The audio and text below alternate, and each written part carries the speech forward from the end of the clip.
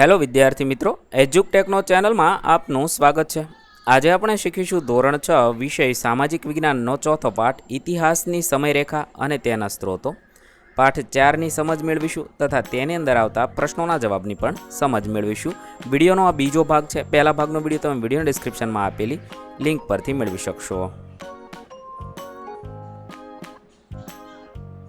સૌપ્રથમ જોઈએ તો અહીંયા બીજા ભાગમાં ઇતિહાસમાં સમયગણના કેવી રીતે કરવામાં આવે છે। તો સમયગણના દરેક સમાજ સંસ્કૃતિની સમયની ગણતરી કરવાની પોતાની અલગ પદ્ધતિ હોય છે। કોઈ ચોક્કસ વ્યક્તિનો જન્મ અથવા શાસકના શાસનની શરૂઆત જેવી મુખ્ય ઘટનાઓને નવા યુગની શરૂઆત કહેવામાં આવે છે। નવો યુગ એટલે સમયનો નિશ્ચિત કાળખંડ, એને યુગ કહે છે। તો દરેક સમાજ માટે તે અલગ હોય છે। આપણા હિન્દુ સમાજનું અલગ કેલેન્ડર હોય, મુસ્લિમ સમાજનું અલગ કેલેન્ડર હોય છે, ખ્રિસ્તી લોકોનું અલગ કેલેન્ડર હોય છે, પારસી લોકોનું અલગ કેલેન્ડર હોય છે।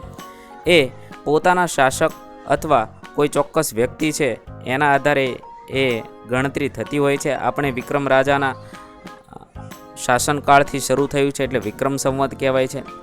એવી રીતે ખ્રિસ્તી લોકો છે એ ઈસુ ખ્રિસ્તના જન્મને આધારે નક્કી કરે છે। વિશ્વભરમાં આજે એ ગ્રેગોરિયન કેલેન્ડર છે એ વપરાય છે। ગ્રેગોરિયન કેલેન્ડર એટલે આપણે જે જાન્યુઆરી, ફેબ્રુઆરી, માર્ચ એમ 12 મહિના આવે છે એ ગ્રેગોરિયન કેલેન્ડર કહેવાય છે, જેમાં 365 દિવસ હોય છે। દર 4 વર્ષે એક લીપ વર્ષ હોય છે। સદીના અંતિમ વર્ષો જોઈએ તો 1800, 1900, 2000, 400ના ગુણાકારમાં હોય તે લીપ વર્ષ હોય। મતલબમાં તમે કોઈ પણ વર્ષ હોય ને એની 4 વડે ભાગાકાર કરો અને શેષ ન વધે એ લીપ યર્સ હોય, એવો સામાન્ય નિયમ છે।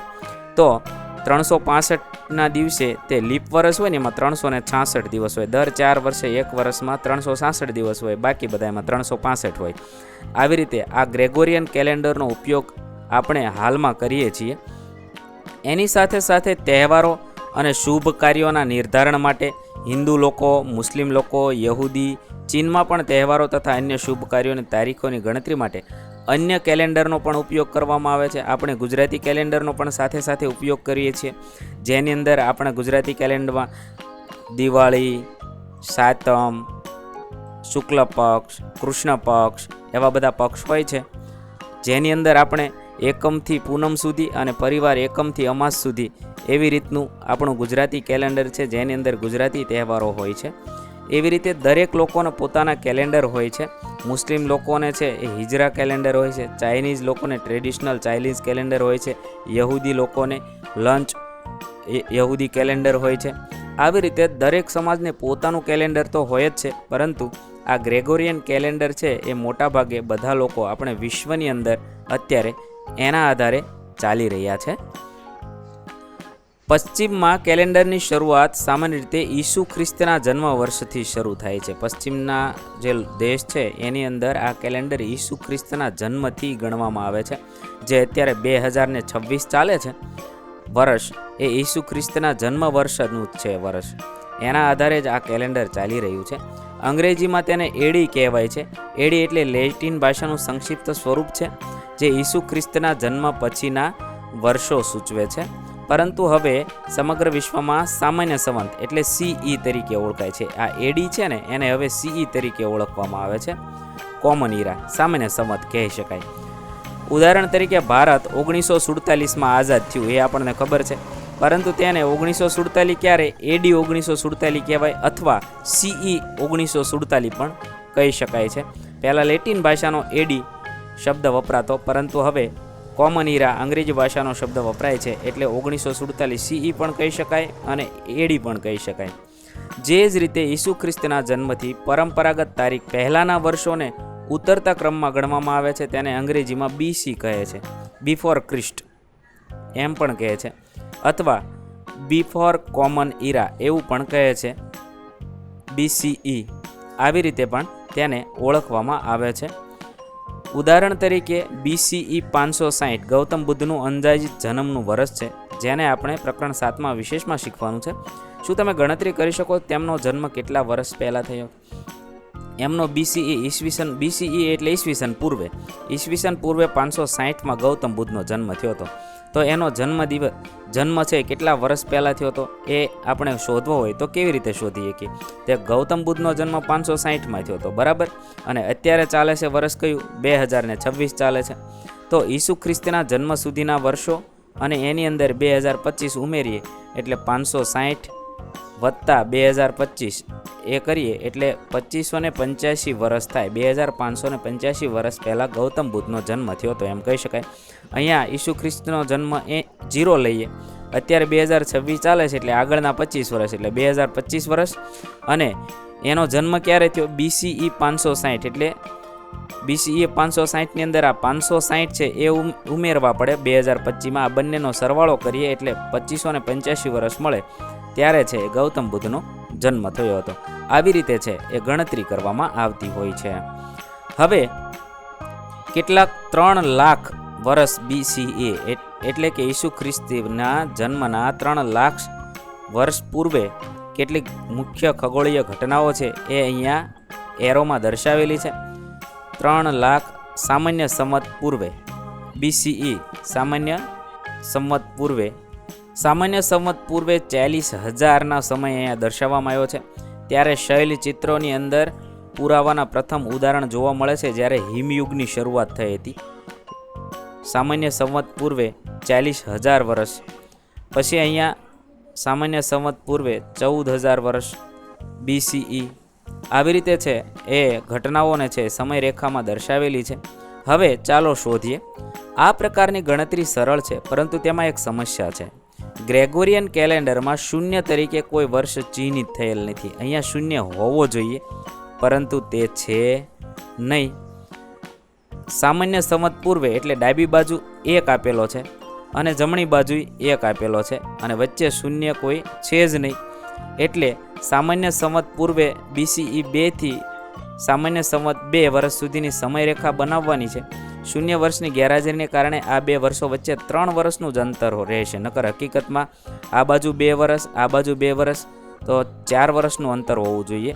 પરંતુ સામાન્ય સંવત અહીંયા 0 આપવામાં આવ્યું નથી, સીધું 1 થી શરૂઆત થઈ છે. એટલે આ બંનેને 1 ગણવામાં આવે તો 3 વર્ષનો છે એ ભ્રમ ઊભો થાય છે, જેના કારણે 0 છે નહીં. એટલા માટે કોઈ પણ સામાન્ય સંવત પૂર્વ બીસીઈ અને સામાન્ય સંવત એટલે કે સીઈ ના વર્ષોની વચ્ચેની ગણતરી કરતી વખતે હંમેશા 2 ઉમેરવા જોઈએ અને તેના સરવાળામાંથી 1ની બાદબાકી કરવી જોઈએ. પહેલાં 2 ઉમેરવાના, એમાંથી 1 બાદ કરવાના, એટલે કે 3 વર્ષનો ગેપ રહે છે. તમારા મિત્રો સાથે આવા કેટલાક ઉદાહરણનો અભ્યાસ કરવાનો છે. ઉદાહરણ તરીકે ગૌતમ બુદ્ધનો પ્રશ્ન પર પાછા ફરીએ તો 2024ના વર્ષમાં આપણે છીએ. તો પછી ગૌતમ બુદ્ધનો વર્ષ ક્યારે? 560માં થયો હતો. એમાંથી પાછું 1 બાદ કરવું જોઈએ, એટલે 2583 વર્ષ પહેલાં થયો હતો એમ આપણે કહી શકીએ. આવી રીતે ગણતરી કરવી પડે છે. અહીંયા આપેલી રેખા જોઈએ. ડાબી બાજુની રેખા છે એ આપણે પહેલાં જોઈએ. હવે જમણી બાજુની રેખા હિમયુગનો અંત ક્યારે થાય છે? સામાન્ય સંવત પૂર્વે બીસીઈ પૂર્વે 12,000માં થાય છે. પછી 10,000 સામાન્ય સંવત, 8,000 સામાન્ય સંવતમાં પ્રથમ કાયમી વસાહત અને ખેતીની શરૂઆત થાય છે. સામાન્ય સંવત પૂર્વે 6,000માં ભારતીય ઉપખંડમાં માટીકામ બનાવવાની ટેકનોલોજીનો ઉપયોગ થાય છે. પછી પેસોપટેમિયામાં વિશ્વના પ્રથમ શહેરો જોવા મળે છે ને 4,000 વર્ષ પૂર્વે તાંબાની પ્રથમ ધાતુશાસ્ત્ર કલાની શરૂઆત થઈ હતી. પછી સિંધુ ખીણની સંસ્કૃતિ આશરે 2000 ઉપર 2400 વર્ષ સામાન્ય સંવત પૂર્વે આપણને જોવા મળે છે. અહીંયા ઈસુનો જન્મ થયો છે એટલે એને આપણે 0 તરીકે ગણી શકાય. એની પહેલાં સમ્રાટ અશોક અને ગૌતમ બુદ્ધ પણ થઈ ગયા છે. પછી હાલમાં સામાન્ય સંવત 2000 આપણે આ કાળખંડમાં છીએ. આવી રીતે આ સમયરેખા અહીંયા દર્શાવેલી આપણને ચિત્ર સહિત જોવા મળે છે. આકૃતિ 62 અને 63 બંને ઉપર સમયરેખાના 2 ભાગ પાડીને દર્શાવવામાં આવી છે, કારણ કે કોઈ ચોક્કસ સમયગાળાને આવરી લેતી તારીખો અને ઘટનાનો ક્રમ અહીંયા દર્શાવવામાં આવ્યો છે. તે માનવ સભ્યતાના પ્રારંભથી લઈને વર્તમાન સુધીની સફર દર્શાવે છે. સમયરેખા પર મુખ્ય ઐતિહાસિક ઘટનાઓને આકૃતિમાં બિંદુઓને બદલે એરોથી દર્શાવેલ છે. ધ્યાન રાખો કે સમયરેખા પર ટપકાવાળો ભાગ છોડી દેવાયેલા સમયગાળાને દર્શાવે, નહીતર આ સમયરેખા લગભગ 3 મીટર લાંબી થાત. આ સમયરેખાને છે વચ્ચેનો સમયગાળો છે જ્યાં કાંઈ દર્શાવેલું નથી તેને થોડી નાની કરી દેવામાં આવી છે. નહીતર એમ કહે છે કે આ સમયરેખા 3 મીટર જેટલી લાંબી થાય. આવી રીતે છે આ સમયરેખા તૈયાર કરવામાં આવી છે.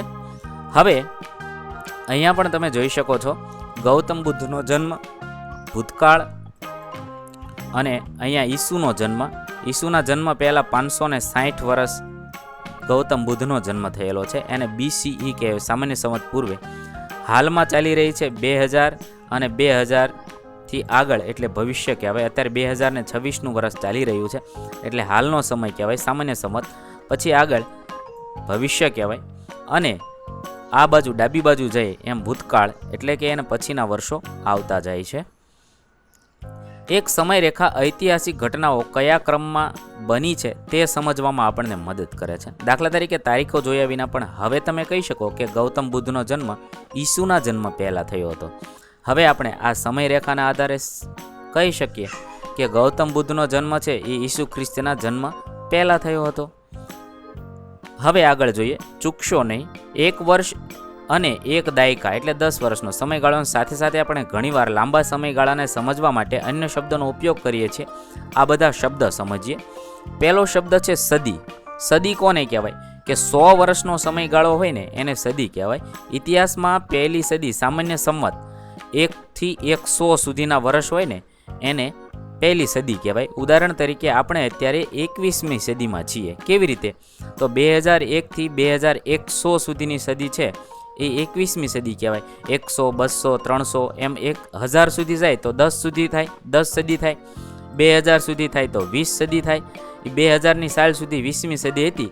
2001થી શરૂ થઈ ગઈ એ 21મી સદી અને 2100 સુધી ચાલશે. આવી રીતે દર 100 વર્ષનો સમયગાળો હોય ને એને સદી કહેવામાં આવે છે. સામાન્ય સંવત પૂર્વે ગણતરી કરવા માટે આપણે સામાન્ય સંવત પૂર્વે BCEનો ઉપયોગ કરીને સમયરેખાની ડાબી બાજુ જઈએ તો ત્રીજી સદીમાં એટલે કે 300 સામાન્ય સંવત પૂર્વે 201થી આ સામાન્ય આપણે જેમ આમ ડાબી બાજુ જઈએ તો કેવી રીતે હોય તો અહીંયા 300થી 200 સુધીનો સમયગાળો એમ ગણવાનો. ડાબી બાજુ જઈએ તો શું કીધું કે 300 સામાન્ય સંવતથી 200 સુધીનો સમયગાળો છે એ ત્રીજી સદી કહેવાય. ત્યાં છે 300થી 200 એમ ગણવા જોઈએ. 200થી 300 નહીં ગણવાના. 300થી 200 આ બાજુ ચાલીએ એમ ઈસવીસન પૂર્વે એ ત્રીજી સદી ગણાય છે. બીજું છે સહસ્ત્રાબ્દી. સહસ્ત્રાબ્દી એટલે 1000 વર્ષનો સમયગાળો. ઇતિહાસમાં એક સામાન્ય સંવતથી 1000 વર્ષ માટે છે વર્ષોની ગણના કરવામાં આવે એને એક સહસ્ત્રાબ્દી કહેવાય. તો 1000 વર્ષ છે એક સહસ્ત્રાબ્દી, 2000 વર્ષ છે બીજી સહસ્ત્રાબ્દી અને 2001થી 3000 સુધીની હોય એ ત્રીજી કહેવાય. તો અત્યારે આપણે છે એ ત્રીજી સહસ્ત્રાબ્દીમાં જીવી રહ્યા છીએ એમ કહી શકીએ. સદીની જેમ જ તે સામાન્ય સંવત પૂર્વેમાં હજારો વર્ષની ગણતરી કરવા માટે 1થી ડાબી બાજુ જઈએ એમ 1000 એટલે કે 1000થી 1 સુધીનો સમયગાળો છે એ ઈસવીસન પૂર્વે એક સહસ્ત્રાબ્દી કહી શકાય. પાના નંબર 62 અને 63 આકૃતિ 4.3માં આ સમયરેખામાં તમે 8મી સહસ્ત્રાબ્દી વર્ષને સામાન્ય સંવત પૂર્વને ચિહ્નિત કરી શકશો. તો 62 અને 63ની અંદર છે એ તમારે ચિહ્નિત કરવાની છે. હવે ચાલો શોધીએ 1900 સામાન્ય સંવતથી શરૂ કરીને આજ સુધીના વર્ષની સમયરેખા આલેખવાની છે. 1900થી શરૂ કરવાની છે અને 2026 સુધીની બનાવવાની છે. તેની અંદર તમારા દાદા દાદી, માતા પિતા, ભાઈ બહેન અને તમારી પોતાની જન્મ તારીખ દર્શાવવાની છે. સાથે 20મી સદી સામાન્ય સંવત શરૂ કરી ચાલુ વર્ષને અંતિમ બિંદુ તરીકે દર્શાવવાના છે. આવી રીતે આપણે દર્શાવવાનું છે. તો હવે અહીંયા શરૂનું વર્ષ 1900 અહીંયાથી શરૂ કરવાનું છે અને 2026 સુધી દર્શાવવાનું છે. જેની અંદર દાદા, દાદી, પિતા, માતા, બહેન અને તમે ક્યારે ક્યારે જન્મા એ પહેલાં બનાવી નાખવાનું છે. અને એમ કહ્યું કે 1900થી શરૂ કરવાની છે અને હાલનું 2026નું વર્ષ અહીંયા આવે તે આપણે દર્શાવવાનું છે. અહીંયા 30 સુધીની રેખા છે. તો આ રીતે આપણે કંઈક દર્શાવી શકીએ. ચાલુ વર્ષ 1900, શરૂનું વર્ષ 1900થી શરૂ કરવાનું છે અને ચાલુ વર્ષ 2026 એટલે આ ચાલુ સુધી દર્શાવવાનું છે. બરાબર. હવે એની અંદર જ્યાં જ્યાં તમારા દાદાનો જન્મ, દાદીનો જન્મ, પિતાનો જન્મ, માતાનો જન્મ, બહેનનો જન્મ અને તમારો જન્મ એવી રીતે દર્શાવવાનું છે. જે જે સાલમાં થયા હોય તે અહીંયા લખવાનું છે. મેં અહીંયા જે લખ્યું તે નમૂના રૂપ છે. તમારે તમારા ઘરના સભ્યોનો જન્મનું વર્ષ કયું છે તે પૂછી અને આવી સમયરેખા બનાવવાની છે. હવે આગળ જોઈએ, ચૂકશો નહીં. શું તમે જાણો છો કે મોટાભાગના ભારતીય કેલેન્ડર એટલે કે તિથિપત્રો મહિનાઓ અને દિવસો નક્કી કરવા માટે સૂર્ય અને ચંદ્રની સ્થિતિ પર આધાર રાખે છે? મોટાભાગના ભારતીય કેલેન્ડર છે એ શેના આધારે નક્કી થાય છે? સૂર્ય અને ચંદ્રની સ્થિતિ પર. પંચાગ એ ખગોળીય વિજ્ઞાનોના વિગતના કોઠા દર્શાવતું પુસ્તક છે, જેમાં દરેક મહિનાના દિવસો સાથે સંકળાયેલા ખગોળશાસ્ત્રીય આંકડાઓની યાદી આપવામાં આવે છે. ઉદાહરણ તરીકે સૂર્યગ્રહણ, ચંદ્રગ્રહણ, સૂર્યોદય, સૂર્યાસ્ત જેવી ઘટનાઓનો સચોટ સમય નક્કી કરે છે. પંચાગ વિશે તમે જાણતા રહેશો. આપણે મોટાભાગના કાર્યો છે એ પંચાગને આધારે કરીએ છીએ. તેના આધારે આપણે ચોઘડિયા જોઈએ છીએ. આપણે કોઈ મુહૂર્ત કરવું હોય તો તેના ચોઘડિયા પણ આપણે પંચાગમાંથી જોઈએ છીએ. કોઈ સારો દિવસ જોઈને કોઈ વસ્તુનું શુભ મુહૂર્ત કરવું હોય તો આપણે પંચાગને આધારે નક્કી કરીએ છીએ. જન્મેલું બાળક છે એની રાશિ પણ પંચાગને આધારે નક્કી થાય છે. સૂર્યોદય અને સૂર્યાસ્ત પણ પંચાગને આધારે નક્કી થાય છે. પછી વિવિધ નક્ષત્રો, કયા નક્ષત્ર ચાલી રહ્યા છે તે પણ પંચાગને આધારે નક્કી થતું હોય છે. આવી રીતે આપણે સામાન્ય જીવનમાં પંચાગનો ઉપયોગ કરતા હોઈએ છીએ. હવામાનની આગાહી, તહેવારોની તારીખ અને સમય નિર્ધારણ વગેરે માટે આજે પણ ભારતમાં મોટા પાયે પંચાગનો જ ઉપયોગ થાય છે. પંચાગને આધારે જ આપણે અંબાલાલ કાકા છે એ પંચાગને આધારે જ મોટાભાગે વરસાદની આગાહી કરે છે. આવી રીતે તહેવારોની તારીખ અને સમય નિર્ધારણ પર પંચાગને આધારે થતું હોય છે. અહીં આપણે વિડીયોનો બીજો ભાગ પૂર્ણ કરીએ છીએ. વિદ્યાર્થી મિત્રો, ધોરણ 6ના સામાજિક વિજ્ઞાન વિષયના તમામ પાઠના પ્રશ્નોના જવાબના વિડીયો આપણી ચેનલ પર ઉપલબ્ધ છે, જે તમે ધોરણ 6 સામાજિક વિજ્ઞાન નામના પ્લેલિસ્ટમાંથી મેળવી શકો છો. પ્લેલિસ્ટની લિંક વિડીયોના ડિસ્ક્રિપ્શનમાં આપેલી છે. તથા જો તમારે તેની પીડીએફની જરૂર હોય તો તે તમે આપણી એપ્લિકેશન પરથી મેળવી શકશો. વિદ્યાર્થી મિત્રો, આપેલા વિડીયોની જો તમારે પીડીએફની જરૂર હોય તો તમે આપણી એપ્લિકેશન સ્માર્ટ સાથી પરથી મેળવી શકશો. વિદ્યાર્થી મિત્રો, આપણી એપ્લિકેશન સ્માર્ટ સાથી પ્લે સ્ટોરમાં આવી ગઈ છે, જેની અંદર તમે બધા વિભાગ જોઈ શકો છો. તેની અંદર વિવિધ ધોરણ છે. ધોરણ ઉપર ક્લિક કરતા વિવિધ વિષય ખુલશે. વિષય ઉપર ક્લિક કરતા તેની અંદર આવતા પાઠ ખુલશે. તેની અંદરથી તમે પાઠ્યપુસ્તક પણ ડાઉનલોડ કરી શકો છો. તેની અંદર આપેલા પાઠમાં ક્લિક કરતા તમે પાઠની પીડીએફ, સ્વાધ્યાયની પીડીએફ, સ્વાધ્યાયન પોથીની પીડીએફ, પાઠના વિવિધ વિડીયોઝ, સ્વાધ્યાયના વિડીયોઝ, સ્વાધ્યાયન પોથીના વિડીયોઝ બધું જોઈ શકો છો અને ડાઉનલોડ પણ માત્ર એક ક્લિકમાં કરી શકો છો. વિદ્યાર્થી મિત્રો, આપણી એપને સપોર્ટ કરજો, ડાઉનલોડ કરજો